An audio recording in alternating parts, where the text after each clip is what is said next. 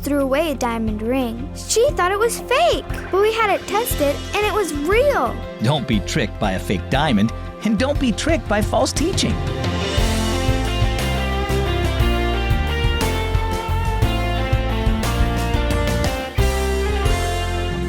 Have you ever heard somebody say, "Listen to your heart"? I'm Zach, and this is Keys for Kids. Have you ever heard stuff like "listen to your heart" or "be true to yourself"? That kind of thing sounds good, but listen to Jeremiah 17:9. It says, "The human heart is the most deceitful of all things and desperately wicked."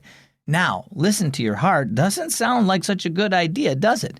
That's why it's important to always go to the Bible to find out what is true wisdom. Then you'll be able to follow the Apostle Paul's command in 1 Thessalonians 5 when he says, "Test all things, hold on to what is good, stay away from every kind of evil."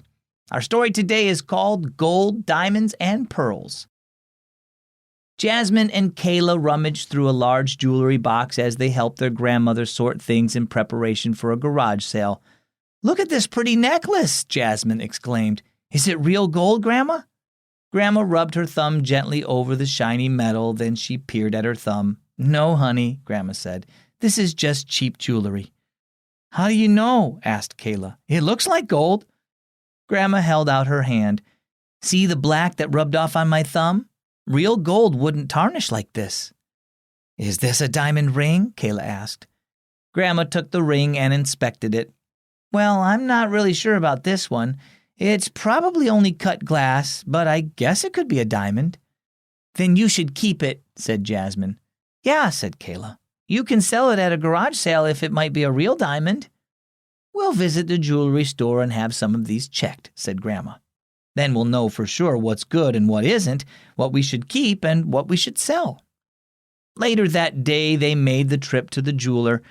The girls and Grandma were delighted to learn that several of the pieces were actually fairly valuable, including the ring, which was a small diamond. "I'm so glad you had these checked," said Kayla. "Otherwise, we might have thrown out the good stuff and kept the fake." "Sometimes telling the good from an imitation is difficult," Grandma said. "That's true in other areas of life, too. For example, things that are wrong can look and sound pretty good. That's why the Bible tells us to test everything and hold on to what's good, but to stay away from what is evil. Since Jesus has freed us from sin, evil goes against who we are and has no place in our lives. So we need to trust Him to help us use the truth of His Word to guard ourselves against Satan's lies." Grandma took 2 pearl necklaces from her jewelry box.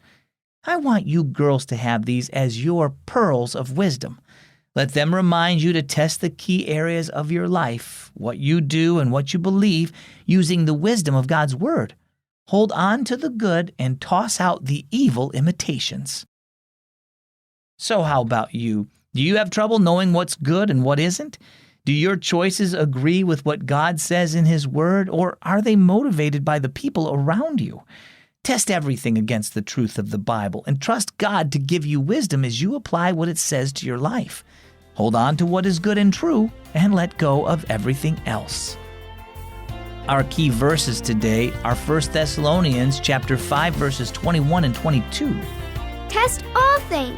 Hold on to what is good. Stay away from every kind of evil. And our key thought: test everything against the Bible. Hey, if you like today's story, you can get Keys for Kids in the mail for free. When you sign up for a free subscription, I'll send you the printed Keys for Kids devotional every 3 months, and you'll have each day's story right there in your hands. Plus, you'll get the bonus coloring and activity pages along with the Hey Zach question in every copy. Ask your parents for help to sign up for a free subscription to Keys for Kids when you go to keysforkids.org/getkeys. That's keysforkids.org/getkeys. I'm Zach with Keys for Kids.